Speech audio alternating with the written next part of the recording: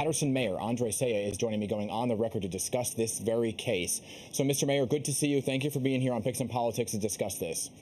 Thank you, Dan.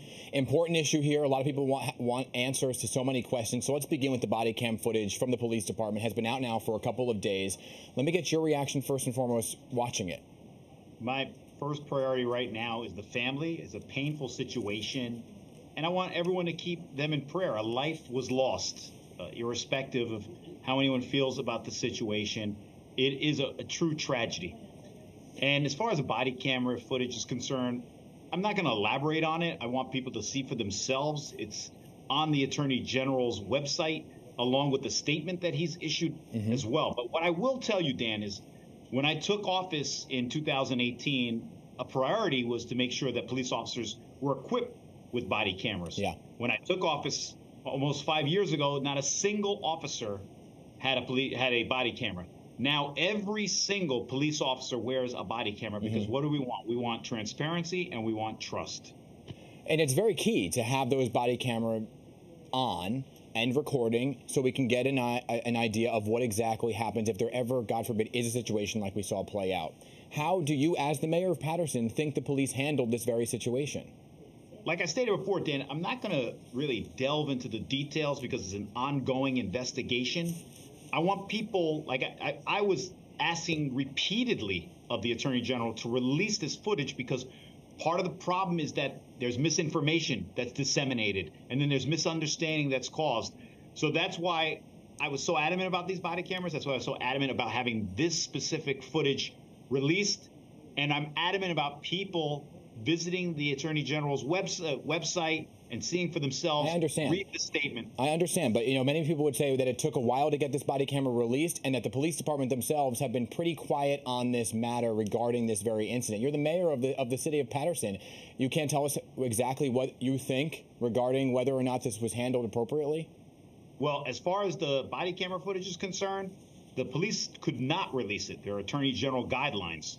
So that's why I was so adamant and made repeated requests, whether it was electronically, whether it was publicly, through the medium such as the Pix 11 or other news outlets, because I want people to see for themselves. And quite frankly, I don't want to say anything further because it is an ongoing investigation. So I wouldn't want to impede that. So let's talk about this. Najee Seabrooks worked with the violence intervention organization. It's called the Paterson Healing Collective. It's well known in the community.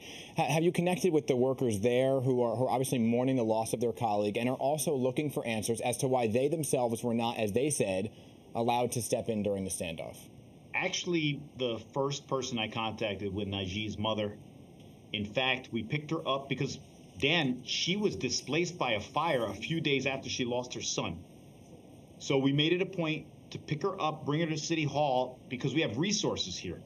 And so one of the first things we did was we brought in our Director of Health and Human Services. He helped her with housing. So we're in the process of getting her something stable as far as a place to live is concerned.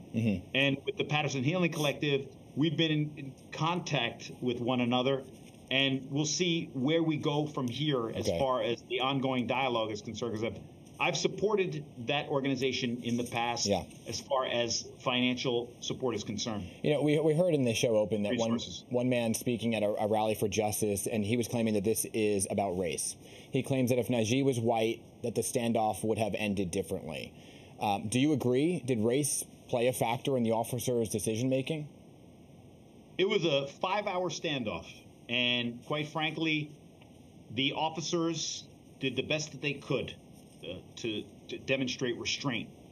But race, I don't want to delve deeply into these details. It's a situation that's very painful, and I want people to see for themselves. They can go to the website and watch the video, and it's not easy to watch. I'm sure you've seen it. I did. I watched a good chunk of it, and but when we hear about these things happening all across the country, and now here in Paterson, New Jersey, it often zeroes in on race playing a factor, and that's why racial advocates have gone as far as formally requesting this federal investigation into the Paterson Police Department. The claims made go well beyond this incident and alleges a pattern of abusive and racially biased policing.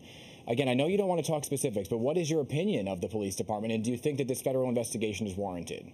Well, No, a federal investigation is not warranted. There's an ongoing investigation by the Attorney General's office. They've released body camera footage. They've released a statement so people can see for themselves. And in fact, if we can just suspend judgment for now and let the process play out, I think that would be beneficial for everyone.